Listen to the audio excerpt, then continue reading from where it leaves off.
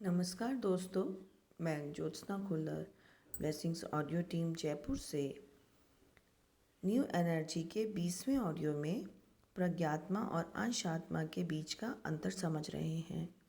हर प्रज्ञात्मा का एनर्जी क्षेत्र गोल होता है। इस तरह एनर्जी को ओढ़ने की वजह से प्रज्ञात्मा शरारती आत्मा को नहीं दिखती है। इसे हम एनर्जी की पेटी में जाने जैसा भी बोल सकते हैं और एनर्जी से घिरी हुई प्रज्ञात्मा का पहरा देते हुए कई लाखों एंजल्स बहुत सावधानी से उसकी देखभाल करते हैं और एनर्जी को बचाते रहते हैं। ज्ञान का अधिग्रहण आत्मा का प्रधान लक्षण है। इसलिए हम धरती पर जन्म लेने की परंपरा को वापस खत्म करके लौटने और कुछ ज्ञान को अनुभव पाने के लिए हमारी प्रज्ञात्मा अपने अंदर से दो अंश आत्माओं को दो दिशाओं में भेजती है और हमारे साथ पैदा होने वाली एक और आत्मा दूसरी डायमेंशन में रहती है। आने वाले समय में हम उनसे मिलेंगे।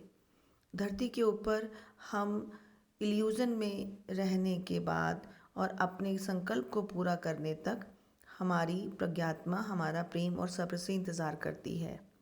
इंतज़ार करने में उसे चिढ़ नहीं होती, क्योंकि हमारे विकास होने के कार्यक्रम में वह परोक्ष रूप से भाग ले रही होती है और यहाँ हम जो काम करते हैं उसका समाचार हमारी तरफ से सिल्वर कॉर्ड के लिंक से उसको मिलता रहता है। चुनाव की स्वेच्छा रखने वाले हम अपने संस्कार की वजह से प्रज्ञात्मा के द्वारा दिए गए संदेश को नज़रअंदाज कर देते हैं। हमारी अंतरात्मा की आवाज़ के रूप में जो भी व्यक्त हो रहा है उसका मुंह हम अपने अहम की तृप्ति के लिए बंद कर देते हैं। असल में प्रज्ञात्मा हमारी उन्नति के लिए विकास कर रही होती है, लेकिन हम नहीं समझते। अज्ञान में जैसी हमारी मर्जी उस तरह से हम जीते हैं। धरती पर रिश्ते नाते प्यार और मोह और कर्म के अंदर फंसकर जीते हैं। डुअलिटी का अध्ययन करते समय ऐसा करना कुछ हद तक ज़रूरी हो जाता है।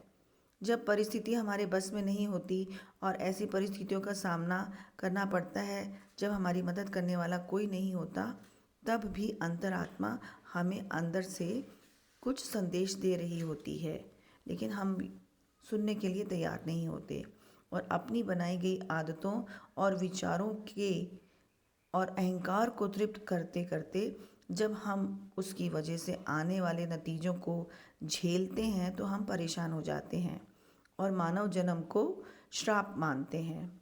हमारे धर्म में भी मानव जन्म को श्राप की तरह बताया गया है, लेकिन यह सच है कि मानव जन्म श्राप भी नहीं है और पाप भी नहीं है। वह हमारे द्वारा स्वीकार किया गौरव है, हमारे गर्व का कारण है। आज के दिन इस धरती पर जितने लोग हैं वह जब से धरती पैदा हुई है तब से रहने वाले लोग नहीं हैं। धरती में जान डालने वाले कुछ अन्य लोग हैं और निर्माण होने वाले अन्य लोग हैं और कई सारे लोगों से आकर जन्म लेने वाले लोग भी हैं। 1,05,00,000 वर्षों से धरती पर तरह तरह के जन्म लेते हुए आए हैं और उस चक्र को पूरा करने की आशा से हम यहाँ पर आए हैं। उस तरफ जो हमने दुख उठाया उस घाव को भरने के लिए, अपने जन्म को जानने के लिए हमने बहुत सारे जन्म लिए। यानी कि एक जन्म के बारे में अच्छे से समझने के लिए हमें कितने जन्म लेने पड़ते हैं। हमारे डीएनए में हमारे जीन के अंदर 12 परत या टुकड़े हैं, लेकिन हमें 2 ही दिखाई देते हैं। बाकी की 10 परतें धीरे धीरे पूरी होती हैं। कर्म से संबंधित समाचार और जीवन के पाठ से भरी हुई परत ही इस समय हमें सच्चाई को दिखाने वाली परत दिखती है और यही कंप्लीट परत है। एक परत में सिर्फ मानव से जुड़े हुए लक्षण और डुअलिटी के लक्षण दिखाई देते हैं। यह मूल सूत्र हैं। उन्हीं मूल सूत्र में डर भी है। इसी डर ने हमको सीमित बना दिया है। यह डर हमारी डीएनए की परतों के अंदर तक चला गया है, जिसकी वजह से हम धर्म के अधिकारियों के हाथों में फंस जाते हैं। कुछ भी करने का डर, कुछ भी पाने का डर, किसी को बोलने का डर, किसी को अधिक बोलने का डर, यानी कि डर हर व्यक्ति में समान रूप से होता है। और बहुत कष्ट उठाकर जन्म लेने के बाद भी यह डर जो है हम में रहता है। अगर कोई व्यक्ति बहुत अधिक बुद्धि की वजह से या अपने ज्ञान की वजह से इस डर को दूर करता है तो महान कहलाता है। और इस डर की वजह से धरती पर अनगिनत सभ्यताएं बर्बाद हो चुकी हैं। यहाँ हर कोई शक्तिशाली बनकर आया है। हम हमेशा शक्तिशाली ही रहेंगे। ईथरिक शरीर में होने वाले हम कंपन स्तर को कम करके इस धरती पर आए हैं। मतलब कंपन को कम करने के लिए अधिक शक्ति की ज़रूरत होती है। तो व्यास कहता है कि बहुत शक्तिशाली लोग ही ऐसा कर सकते हैं। जब हम इस धरती पर इतनी मुश्किल का सामना करते हैं और हम पर ऐसा लगता है कोई ध्यान नहीं दे रहा, तो मन में आता है कि क्या हो रहा है, कोई देखने वाला है, कोई हमें समझने वाला है। लेकिन जब हमें सच्चाई का ज्ञान होता है तब हम अचंभित होते हैं कि असल में क्या था। धरती को प्रयोगशाला की तरह हमें सौंप दिया गया है। इस बात को हमने पहले भी समझा है। यहाँ पर हमारे प्रयोग किसी भी रुकावट की बजाय हमें अनुभव देने वाले होने चाहिए। उसके लिए हम एकांत में जाकर समझ सकते हैं। हमें किसी को भी परेशान नहीं करना चाहिए। सौरमंडल और भूमि बहुत मुश्किल से हमारी रक्षा कर रहे हैं। उस तरफ वाले विश्व के संरक्षक हैं। हॉस्पिटल में दूसरे विभागों से ज़्यादा इंटेंसिव केयर की रक्षा होती है, उसी तरह से धरती की रक्षा की जाती है। जीव जाति को ढूंढने वाले शरारती ग्रहवासी जीव की दृष्टि इधर आए बिना रहने के लिए एक सूर्यमाला और कुंटों का निर्माण किया गया है। बहुत से विदेशी ग्रहवासियों को पता है कि धरती पर बहुत सारे जीव हैं। अगर वह ग्रहवासी ज्ञान पाने या घूमने के लिए यहाँ पर आते हैं तो उन्हें पहले ही चेतावनी दी जाती है कि आपको यहाँ क्या करना है और क्या नहीं करना। इसीलिए वह चुपचाप अंधेरे में आकर चले जाते हैं। और वह विदेशी ग्रह के जीव हैं, इस बात को हमें बताने के लिए या डराने के लिए कई बार दिन के वक्त भी आकर जाते हैं।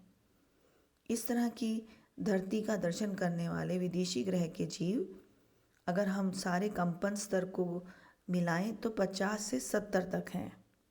और इतने सारे हमारे पास आसपास लोग हैं और हमें समझ भी नहीं आता और हमें पता नहीं चलता, तो हम समझ सकते हैं कि हमारी किस प्रकार से रक्षा की जा रही है। जब हम सब बातों को, पिछले जन्म के बातों को भूलकर इस धरती पर जन्म लेते हैं और हम सिर्फ मानव है ये मानते हैं कि हमने जन्म लेना है, फिर मरना है, फिर जन्म लेना है, फिर हमें और जन्म लेना है, तो जन्मों के बीच में हमारा नाम भी बदलता है। कुछ बार मर्द के रूप में जन्म लेते हैं, कुछ बार औरत के रूप में जन्म लेते हैं। इंसान के रूप में इन्हीं जन्मों को लेते हुए हम बहुत सारे अनुभवों को पाते हैं। हमारी प्रज्ञात्मा से प्रत्यक्ष संबंध ना होने पर हमारे मार्गदर्शक के अस्तित्व को पता करने की क्षमता हमारे अंदर नहीं है। इसीलिए हम अपने आप को अकेला महसूस करते हैं। जो हमारे अपने हैं, जब वह हमें छोड़ देते हैं तो हम दुखी होते हैं। कुछ बार अंधेरे की वजह से भी डरते हैं कि इस दुनिया में अकेले छोड़ दिए गए बच्चों की तरह हमको लगता है कि हम रहते आए हैं, हमें पैदा करने वाले कहाँ छोड़कर चले गए। ये बात हमें जब नहीं समझ में आती तो हम रात भर रोते हैं। हमें अपना आगे का मार्ग नहीं दिखता, लेकिन हमारे एंजल्स, गार्जियन एंजल्स हमारी मदद करते हैं। तब हमें समझ में आता है कि कोई ऊपर से हमारी मदद कर रहा है। और इसी विचार के साथ ही धर्म पैदा हुआ है। मानव की तरह जमीन पर पैदा होने वाले क्रिस्टल पीपल भी हैं। इनको क्रिस्टल एनर्जी से काम करना आता है। क्रिस्टल एनर्जी को शुरुआत में धरती की अच्छाई के लिए इस्तेमाल किया जाता था। जैसे जैसे समय बीतता गया, उनके अंदर स्वार्थ बढ़कर उस क्रिस्टल एनर्जी को अपने स्वार्थ के लिए इस्तेमाल करने लगे। एनर्जी से वो क्या कर सकते हैं, उसे सारे मानवों के सामने प्रदर्शित करके उनको अपने बस में कर लेते हैं। इस तरह वह भगवान बनकर बैठ जाते हैं और दूसरे मानव को अपनी उंगलियों पर नचाना शुरू कर देते हैं। इसी तरह से धर्म शुरू हुआ। जो हमारे बस में नहीं होता उसको हम धर्म में मिला देते हैं, और जो हो रहा है उसे धर्म के हिसाब से देखना और समझना शुरू कर देते हैं। आगे के ऑडियो में इसी को और विस्तार से समझेंगे। धन्यवाद।